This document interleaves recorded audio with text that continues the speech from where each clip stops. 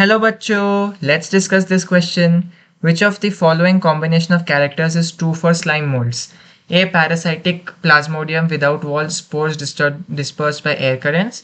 B. Saprophytic plasmodium with walls, spores dispersed by water. C. Parasitic plasmodium without walls, spores dispersed by water.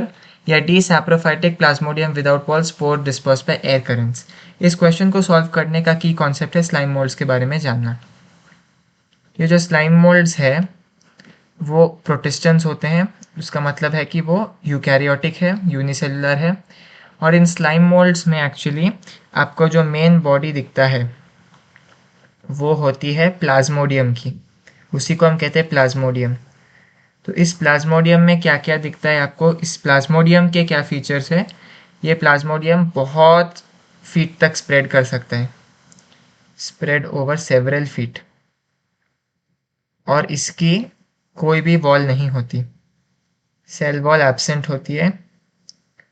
और cell wall के जगह वो cover होती है slime से, cover होती है स्लाइम से।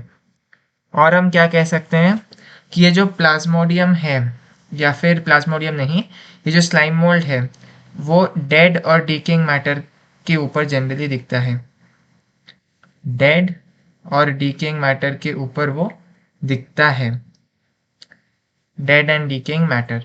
तो इस टाइप के जो न्यूट्रिशन है उसको हम क्या कहते हैं, हम कहते हैं कि ये जो स्लाइम मोल्ड्स है, या ऊपर लिख रहा हूँ, स्लाइम मोल्ड सैप्रोफाइटिक होते हैं क्योंकि वो डेड और डीकिंग मैटर पर दिखते हैं। डेड और डीकिंग मैटर को डिकम्पोज करके वहाँ से अपनी न्यूट्रिशन प्राप्त करते हैं। लेकिन इनका जो स्पोर्स है, स्लाइम मोल्ड्स का जो स्पोर्स है, उनके पास ट्रू सेल वॉल होती है। और साथ ही साथ ये डिस्पर्स होते हैं एयर करेंट्स द्वारा, डिस्पर्स्ड होती है एयर करेंट्स द्वारा। तो यदि हम ऑप्शंस को ध्यान से देखें तो तीन चीज़ें पूछी गई है कि मोड ऑफ न्यूट्रिशन क्या है, प्लाज्मोडियम का वॉल स्ट्रक्चर क्या है, और स्पोर्स कैसे डिस्पर्स होते हैं। तो यदि हम देखें इस डिस्क्रिप्शन से, स्लाइम मोल्ड्स की जो प्लाज्मोडियम है उसमें सेल वॉल एब्सेंट होती है, उसका जो मोड ऑफ न्यूट्रिशन है वो सैप्रोफाइटिक मोड ऑफ न्यूट्रिशन है, और जो स्पोर्स है वो डिस्पर्स होती है एयर करेंट्स द्वारा। तो चलिए हम ऑप्शंस देखते हैं। ए पैरासाइटिक गलत हो गया, पैरासाइटिक नहीं है, सैप्रोफाइटिक होना चाहिए। प्लाज्मोडियम विदाउट वॉल्स ठीक है, spores disperse by air currents भी ठीक है, लेकिन पैरासाइटिक नहीं है। B saprophytic okay. Plasmodium with walls गलत हो गया, यहाँ पर विदाउट होना चाहिए। स्पोर्स डिस्पर्स बाय वाटर नहीं, एयर होता है। सी पैरासाइटिक फिर से गलत हो गया। प्लाज्मोडियम विदाउट वॉल्स ठीक है, स्पोर्स डिस्पर्स बाय वाटर ये भी गलत है।